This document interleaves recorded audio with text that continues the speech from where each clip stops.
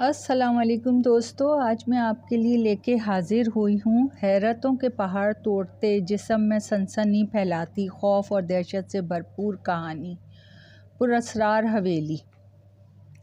10 दिन कैसे गुजरे पता ही नहीं चला, मगर यार क्या था, कुछ दिन और हम रुक जाते। हसन गाड़ी चलाते हुए बोला, नहीं यार, ताया की तबीयत नासाज है और डैड की बार बार कॉल आ रही है, ऐसे में मेरा यहाँ रुकना मुनासिब नहीं। और फिर क्या सोचती ताई की फैमिली के इन हालात में मैं घूमने गया हुआ हूँ, जबकि तू जानता है हमारी फैमिली ताया अब्बू की फैमिली से काफ़ी करीब है। अरहम गाड़ी से बाहर देखते हुए हसन की बात पर बोला, हाँ यार अरहम, अगर तेरे ताया अब्बू की तबीयत ना ख़राब होती तो हम मज़ीद रुकते। पीछे लेटा नौमान बोला, ये तीनों की दोस्ती स्कूल लाइफ से चली आ रही थी। वक्त गुजरने के साथ इनकी दोस्ती मज़ीद गहरी होती चली गई थी और यूं दोस्ती का सफ़र स्कूल से कॉलेज और अब यूनिवर्सिटी में वो तीनों MBA कर रहे थे। इनकी दोस्ती की लोगों में मिसाल दी जाती थी।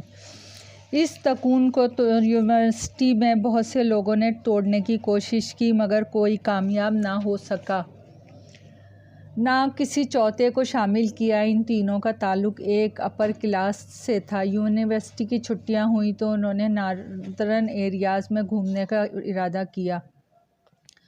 वहाँ अभी उन्हें 10 दिन ही हुए थे कि अरहम के डैड की कॉल आ गई। अगर कॉल नहीं आती तो इनका इरादा वहाँ और घूमने फिरने का था, मगर नाचार इनको वापस आना पड़ा। वह तीनों काफ़ी देर से बातों में मसरूफ़ थे कि नौमान बोला, यार मुझे शदीद नींद आ रही है, तुझे सोने के अलावा कुछ आता है? गाड़ी चलाता हसन इसे छेड़ते हुए बोला, जी जनाब, बिल्कुल मुझे सोने के अलावा कुछ नहीं आता, मगर ज़रा अपने बराबर में मुलाकात कर लें। नौमान अब्बासी लेते हुए बोला, जहाँ अरहम बैठे बैठे ऊँग रहा था, चलो तुम दोनों सो जाओ, मगर मैं सो नहीं सकता, क्योंकि मैं सोया तो फिर हम तीनों ही हमेशा के लिए सो जाएंगे। हसन शरारत से बोला, जिस पर नौमान ने हंस के आंखें मूंद लीं। वो दोनों सो चुके थे। हसन गाड़ी चलाते और म्यूज़िक एंजॉय कर रहा था। इसने हाथ में बंधी हुई रिस्ट वॉच में वक्त देखा जो रात का 1 बजा रही थी। अचानक इसकी गाड़ी के आगे कोई आदमी आ गया, जिसको बचाने के लिए ये चक्कर में इसने तेज़ी से ब्रेक लगाया। झटका इतना ज़ोरदार था कि अरहम और नौमान की हड़बड़ा के आँख खुल गई। गाड़ी के सामने एक बूढ़ा आदमी खड़ा था, जिसकी हालत काफ़ी मखदूश लग रही थी। उफ इडियट!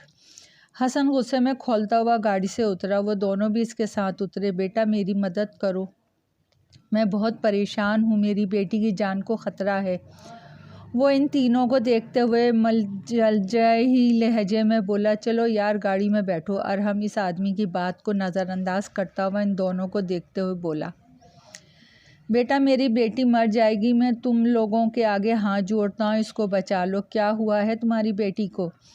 हसन इस बूढ़े आदमी से पूछने लगा। यहाँ से कुछ फासले पे सरदार खान की हवेली है।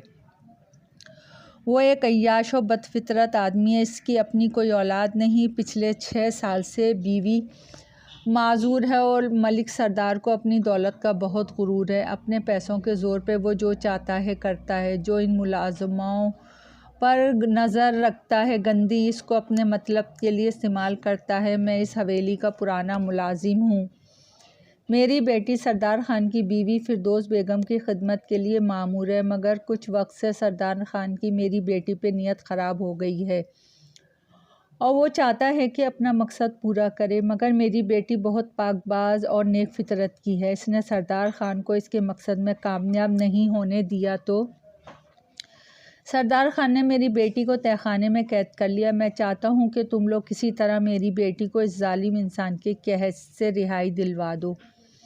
मैं उम्र भर तुम लोगों का ममनून रहूँगा। वो बूढ़ा इनकी मिन्नत करते हुए बोला, यार हम किसी मुसीबत में न फंस जाएं। नौमान सरगोशी में बोला, नहीं, हमें इस लड़की को इस जाबिर इंसान के कैद से रिहाई दिलवाना होगी। हसन कुछ सोचते हुए बोला, जिस पर अरहम और नौमान परेशान कुन नज़रों से एक दूसरे को देखने लगे। वो जानते थे हसन अपनी बात का पक्का है। वो कहता है जो इसको पूरा करके ही छोड़ता है। नाचार इन दोनों को भी राज़ी होना पड़ा।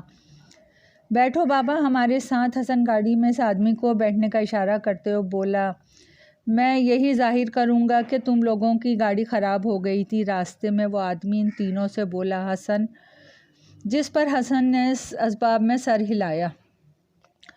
वो आदमी इनको हवेली का रास्ता दिखाने लगा। यार ये काफ़ी सुनसान रास्ता है। अरहम नोमान से बोला। नोमान भी रास्ता देखते हुए यही सोच रहा था। दूर दूर तक आबादी का नामो निशान नहीं था। थोड़ी देर बाद एक बड़ी सी हवेली के आगे हसन ने गाड़ी रोक दी। हवेली काफ़ी वसी और अरीज़ मालूम होती थी, जो काफ़ी बड़े रकबे पे मुश्तमिल थी। सुर्ख ईंटों से बनी यह हवेली काफ़ी पुरस्कार लग रही थी। वो तीनों इस आदमी के साथ हवेली के बड़े दरवाजे से दाखिल हुए। दाखिल होते ही बड़ा सा बाग था, जिसमें बेतहाशा दरख्त लगे हुए थे, और इस बाग के ऐन बीच में बड़ा सा पानी का फव्वारा नफ्स था। बाग के दाईं तरफ कार पोर्च था। वो लोग इस पर से होते हुए आगे बढ़े तो सामने ही भारी भरकम बड़ा सा लकड़ी का दरवाज़ा मौजूद था, जिसको इस आदमी ने खोला। दरवाज़ा खुलते ही वो लोग हवेली के अंदरूनी हिस्से में आ गए, जहाँ बड़ा सा हॉल था। इस हॉल से होते हुए वो आदमी बाएं जानिब मुड़ गया, जहाँ बहुत सारे कमरे आमने सामने बने हुए थे। वो इनको एक कमरे की तरफ जानिब लेकर बढ़ गया। वो कमरा हॉल नुमा था। कमरे के ऐन वस्त में पुरानी तर्ज पे बनी जहाजी साइज मसेरी थी, जिसके ऊपर छपरा बना हुआ था। कमरे की बड़ी बड़ी खिड़कियों पे जाली के पर्दे लगे हुए थे। कमरे के एक कोने में कदीम ज़माने के दीवान रखे हुए थे। दीवार के एक लाइन से मुख्तलिफ तस्वीरें लगी हुई थी, जिनको देख के ज़ाहिर होता था कि वो उनके आबा व अजदाद की हैं, जबकि सामने की दीवार पे मुख्तलिफ किस्म के हथियार लगे हुए थे।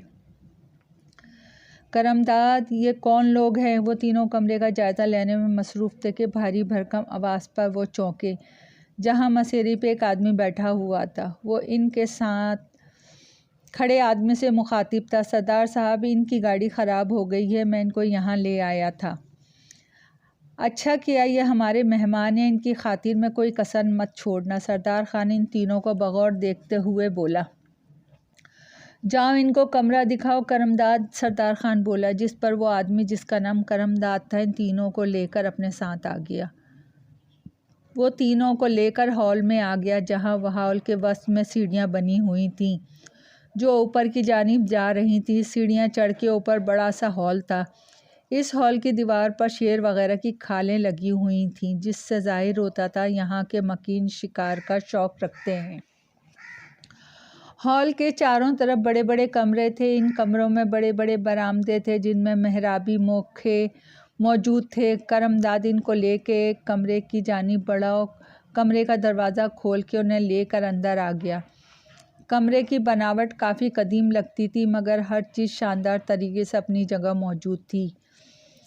यार, ये हवेली मुझे कुछ अजीब लग रही है, वो लोग आपस में सरगोशी करते हुए बोले। हाँ, इस हवेली के बारे में मशहूर है कि यह आसेब ज़दा है, क्योंकि सरदार ख़ान ने यहाँ जवान लड़कियों को कत्ल करके इस हवेली के पिछले वस्त में दफन किया था।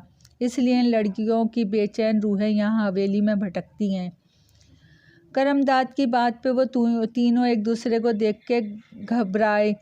करमदाद, हमें तुम्हारी बेटी को बचाना है, और जिस मकसद के लिए हम आए हैं, हम चाहते हैं कि वो पूरा करें और यहाँ से वापस लौटें। हसन जल्दी से बोला, ठीक है, आप लोग कुछ देर आराम करो, मैं आता हूँ कुछ देर में मैं आपके पास। करमदाद बोलता हुआ कमरे से निकल गया। यार, हमने यहाँ आके कोई गलती तो नहीं की? अरहम दीवान पे बैठते हुए बोला। अब तो आ चुके हैं, इसलिए ये सोचना छोड़ दो गलती की या सही किया। हमने इस लड़की को बस हर हाल में बचाना है। सरदार खान जैसे जाबिर आदमी के हत्थे नहीं लगने देना। हसन इन दोनों की तरफ देखते हुए बोला, यार, सरदार खान शक्ल से ऐसा नहीं लगता। नोमान कुछ सोचते हुए बोला, किसी की शक्ल पर नहीं लिखा होता वो कैसा? अरहम इसकी बात पे बोला। थोड़ी देर बाद करमदाद उनके पास आ गया। चलो आ जाओ, वो इनको अपने साथ आने का इशारा करते हुए बोला, और उनको लेके तहखाने की जानिब बढ़ा, जिसका दरवाज़ा मुक़फ़ल था। इसकी चाबी मैं छुपा लाया हूँ। करमदाद मुट्ठी में दबी चाबी निकालते हुए बोला, और तहखाने का दरवाज़ा खोलकर वो अंदर दाखिल हो गया, जहाँ एक हसीन तरीन लड़की मौजूद थी। हसन इसकी बड़ी बड़ी आँखों में खो सा गया था। सुहानी, ये तीनों तुमको बचाने आए हैं, करमदाद बेटी से बोला। मुझे यहाँ से निकाल के ले जाओ। वो इन तीनों के आगे हाथ जोड़ती हुई बोली, हाँ ज़रूर, हम तुमको यहाँ से निकाल लेंगे। हसन सुहानी को देखते हुए नरमी से बोला। वो लोग अब कमरे में आके सोच रहे थे किस तरह से सुहानी को सरदार खान के चुंगल से बाहर निकालें। बातें करते हुए तीनों बरामदे में आ गए। घड़ी में वक्त देखा तो 4 बज रहे थे। अचानक बातें करते करते अरहम की नज़र नीचे की तरफ गई, जहाँ 4 कब्रें मौजूद थीं। यह हवेली का पिछला हिस्सा था। ये देखो, करमदाद ठीक कह रहा था, इस जालिम आदमी ने इन मुलाजमाओं को कत्ल करके उनकी कब्रें बनाई हुई हैं। अरहम इन दोनों को कब्रों की जानिब मुतवज्जे करता हुआ बोला, बड़ा ही सफ़ाक इंसान है। नोमान गुस्से में बोला, तू क्यों चुप है? वो दोनों हसन को देख के बोले, जो कुछ चुपचाप सा था वो सुहानी के शहर में गिरफ्तार हो गया था। अरहम हसन को छेड़ते हुए बोला, जिस पे वो झेप सा गया, इसे लग रहा था इसका दिल वहीं तहखाने में रह गया है। अभी वो बातें कर रहे थे कि अचानक दरवाजे पे ज़ोर ज़ोर से दस्तक होने लगी, जिस पे घबरा के वो तीनों कमरे की जानिब बढ़े। दस्तक इस कदर शदीद थी, लग रहा था कोई दरवाज़ा तोड़ देगा। उन्होंने जैसे ही दरवाज़ा खोला, वहाँ कोई भी नहीं था। इससे पहले वो दरवाज़ा बंद करते दरवाजे के नज़दीक खड़े हसन को ऐसा लगा कोई इससे टकराते हुए गया है। वो घबरा के इधर उधर देखने लगा। यार, सामने देख, कोई गया है। अरहम कमरे की जानिब इशारा करते हुए बोला, जहाँ इसे लगा था सामने कमरे में कोई गया है। वो तीनों सामने कमरे में गए तो वहाँ सिसकियों की आवाज़ें आ रही थीं, जिस पर वो तीनों घबरा गए। वहाँ कोई भी मौजूद नहीं था। वो तीनों कमरे में वापस आ गए। यार, क्या माजरा है? कुछ समझ नहीं आ रहा। नोमान बोला, करमदाद ने तो बताया है, इन लड़कियों की यहाँ रूहें भटक रही हैं, जिनको कत्ल करके मलिक सरदार ने दफन किया है। वो सिसकियों की आवाज़ भी उन्हीं की किसी लड़की की होगी। हसन बोला, अल्लाह रहम करे, मुझे तो डर लग रहा है, ये रात गुजरेगी कैसे? अरहम सिगरेट का कश लेते हुए बरामदे में आ गया। इसे हवेली में काफ़ी खौफ महसूस हो रहा था। अब सरदार खान की बीवी।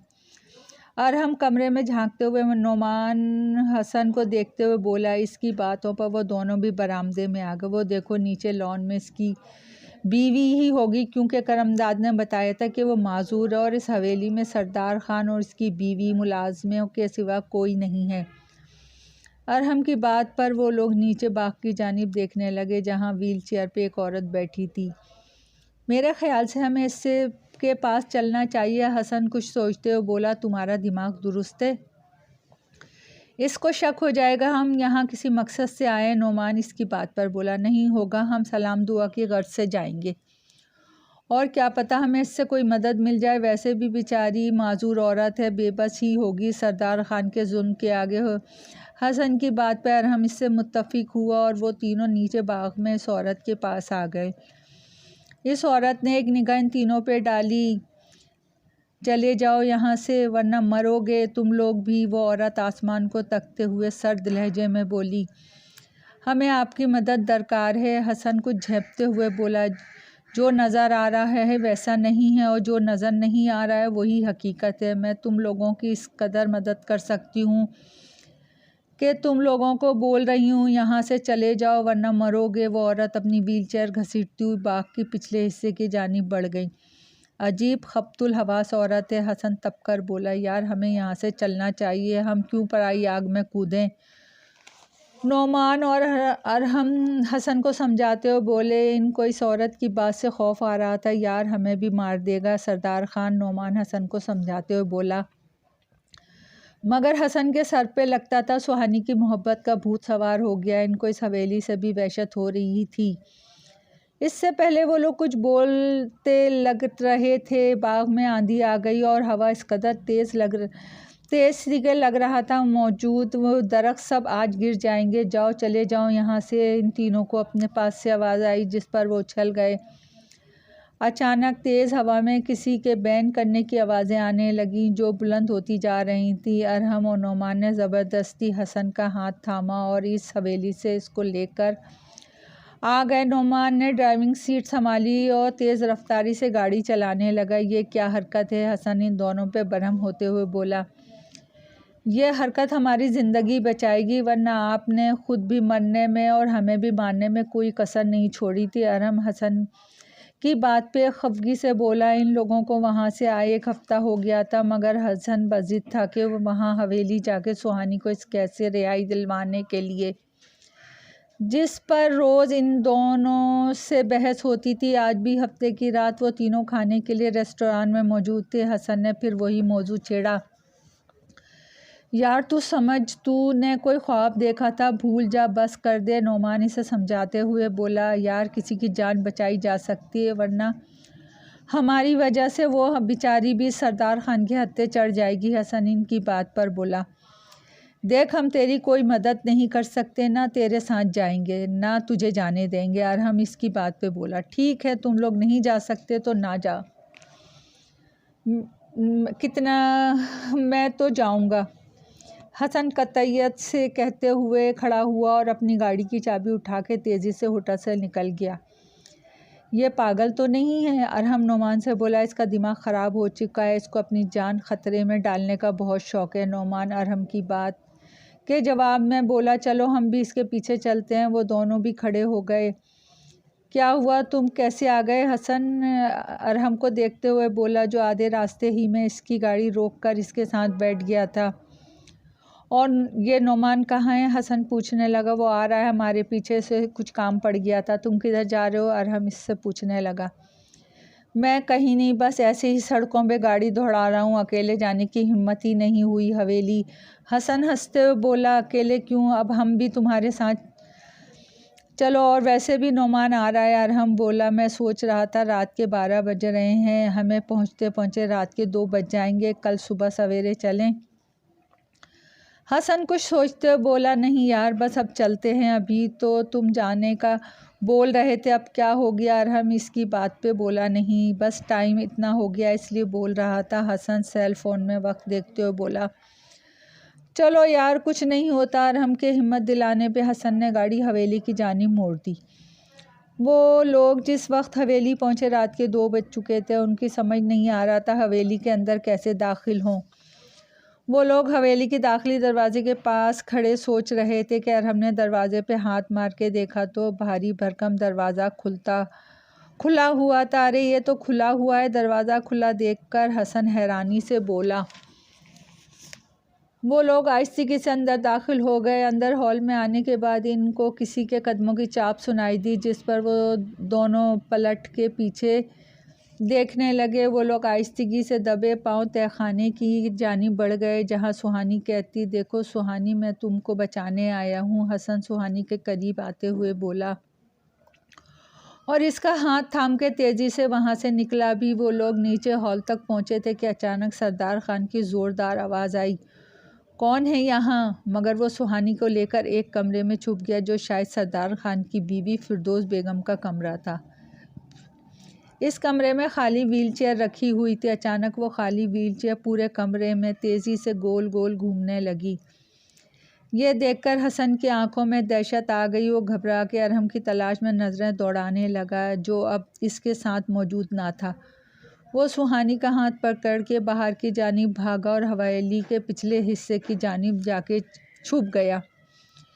क्योंकि सामने ही बाग में फिरदौस बेगम थी। पूछो तो हसन कहाँ है, कहीं असल में ये हवेली की जानिब तो नहीं निकल गया? अरहम गाड़ी में बैठे हुए फिक्रमंदी से नोमान से बोला, यार मुझे तो यकीन नहीं आ रहा, जो कुछ फैज़ चाचा ने बताया वो दुरुस्त है। अरहम पेशानी पर पसीना साफ़ करते हुए बोला। वो दोनों होटल से निकल के पार्किंग की जानिब बढ़े ही थे कि इनको फैज़ चाचा नज़र आ गए, जो सामने रोड पे किसी सवारी के इंतज़ार में खड़े थे। फैज़ चचा अरहम के पुराने मुलाजिम थे। वो कई सालों से उनके घर मुलाजमत कर रहे थे, मगर अब उनकी उम्र काफ़ी हो चुकी थी, इसलिए वो अब इनके घर नहीं आते थे। अरहम ने से मिलकर काफ़ी खुश हुए। बातों बातों में अरहम ने सरदार खान की हवेली का जिक्र किया, जिस पे उनके चेहरे का रंग बदल गया। उनके तासुरात देखकर नोमान और हम दोनों चौंके। इनके पूछने पे वो बताने लगे, इस हवेली में उनके बड़े भाई अरशद मुलाजिम थे। सरदार खान बहुत रहमदिल और नेक फितरत इंसान है। इसे अपनी बीवी फिरदौस बेगम से इश्क था, जो एक हादसे में माजूर हो गई थी, औलाद कोई थी नहीं। सरदार खान अपने मुलाजमीन की ज़रूरतों का बहुत ख्याल रखते थे। उनका एक पुराना मुलाजिम था करमदाद, इसकी बेटी सुहानी फिरदौस बेगम की खिदमत करती थी। एक दिन सरदार खान ने करमदाद और सुहानी की गुफ्तगू सुन ली, जो आपस में बातें कर रहे थे। सुहानी अपने बाप से बोल रही थी, इस बुढ़िया को तो मैं स्लो पॉइज़न खाने में दे रही हूँ, ज़्यादा से ज़्यादा 1 माह जी सकेगी वो बुढ़ा सरदार खान। इसको मैं अपने हुस्न के जाल में फांस के शादी करूँगी और सारी दौलत अपने नाम करवा लूँगी। औलाद तो कोई है नहीं, फिर इसको भी स्लो पॉइज़न खाने में दे के इस दुनिया से उठा के बाहर फेंक दूँगी, ताकि मैं इस हवेली पे राज कर सकूँ। और फिर तो मेरी किसी अमीरजादे से शादी कर देना। सुहानी मक्कारी से हंसते हुए बाप से बोली, जिस पे करमदाद बेटी की प्लान पे अश कर उठा। सरदार खान जो फिरदौस बेगम की गिरती तबीयत से परेशान थे, जो अब हर वक्त नींद में रहती थी, अब वो वजह समझ गए। उन्होंने सुहानी को सज़ा के तौर पे तहखाने में डाल दिया। मगर कुछ वक्त बाद फिरदौस बेगम वफ़ात पा गईं, क्योंकि जहर उनके पूरे जिस्म में दाखिल हो गया था। फिरदौस बेगम को हवेली के पिछले हिस्से में दफन कर दिया गया। फिरदौस बेगम की मौत ने सरदार खान को तोड़ के रख दिया था। इस वक्त मेरा भाई अरशद, जो वहाँ मुलाजिम था, इसकी आंखों के सामने सारे हालात थे। इसने फ़ोन करके सरदार खान के भतीजे उस्मान को बुलाया। सरदार खान ने अपनी सारी जायदाद अपने इकलौते भतीजे उस्मान के नाम कर दी। इसी दौरान करमदाद ने उल्टी सीधी खबरें सरदार खान के हवाले से फैला दी कि वो बुरा इंसान है। कुछ माह बाद सुहानी इसी तहखाने में मर गई थी। करमदाद बेटी की मौत बर्दाश्त न कर सका, वो भी इस दुनिया से चला गया। इन दोनों की कब्रें भी हवेली के पिछले हिस्से में बना दी गईं। जितना वक्त सरदार खान जिंदा रहा, मुलाजमिन ने खुद अपनी आंखों से देखा। अक्सर खाली व्हीलचेयर चलती हुई सरदार खान के कमरे में दाखिल होती थी। कभी रात उनके कमरे से बातों की आवाज़ें आती थीं। लोगों का कहना है वो फिरदौस बेगम की रूह थी, जो अपने शौहर से अपनी वफ़ात के बाद भी वफ़ा निभा रही थी। कुछ वक्त बाद सरदार खान का भी इंतकाल हो गया। जिस दिन सरदार खान का इंतकाल हुआ, इस पूरी हवेली नादीदा सिसकियों से गूंज रही थी। मलिक सरदार की कब्र उनके भतीजे ने फिरदौस बेगम के बराबर में बनवाई थी। कुछ वक्त वो हवेली में रहा, फिर हवेली को बंद करके वो वापस लंदन चला गया, क्योंकि इस हवेली में रोज़ रोज़ कोई ना कोई पुरस्कार वाक़यात होते थे, जिनसे वो खौफज़दा हो गया। आज इस बात को 30 साल गुजर गए हैं। वो हवेली अब खंडर बन चुकी है, मगर लोगों का कहना है करमदाद की रूह इस हवेली के रास्ते में खड़ी होकर अब भी लोगों से मदद की भीख मांगती है। फैज़ चाचा की बात पर उनका खौफ से बुरा हाल था। वो लोग जिस हवेली में एक रात गुजार के आए थे, वो हवेली 30 साल पुराने खंडर हैं। इनको फिरदौस बेगम की बात याद आ गई कि जो नज़र आ रहा है वो नहीं है, और उनको अब समझ आ रहा था। इनकी सोच कर रोंगटे खड़े हो रहे थे कि वो तीनों रूहों के दरमियान रह कर आ चुके हैं। और हमने सेल फ़ोन निकाल कर हसन को कॉल मिलाई। हसन ने अपने सेल फ़ोन की स्क्रीन पर जैसी अरहम का नाम देखा, कॉल उठाई। क्या हुआ तुम? अरहम किधर चले गए? हसन तेज़ी से बोला, वो सुहानी के साथ हवेली के पिछले हिस्से में मौजूद था। क्या मतलब? अरहम फ़ोन पर नासमझी से बोला, मेरा मतलब तुम हवेली में किस जगह हो? हसन बोला, हवेली में मैं हो तुम? मगर मैं तो नुमान के साथ हूँ और हम आ रहे हैं। प्लीज़ अपना ख्याल रखना। वो सब जो तुमको नज़र आ रहा है वो धोखा है।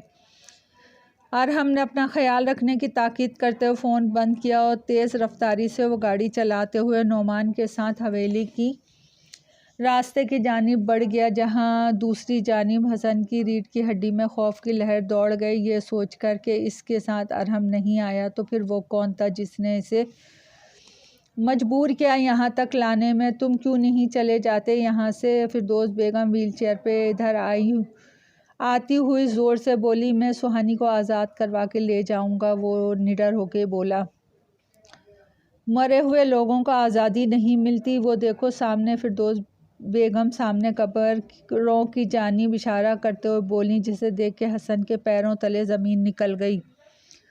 वहाँ 4 कब्रें मौजूद थीं, जो मलिक सरदार, फिरदौस बेगम, सुहानी और करमदाद की थी। मुझे यहाँ से ले कर चलो हसन, सुहानी सर्द लहजे में बोली। हसन की इस पर नज़र पड़ी तो अब वहाँ एक ढांचा खड़ा था। वो इसका हाथ छोड़ के तेज़ी से भागा के इसके सामने करमदाद आ खड़ा हुआ।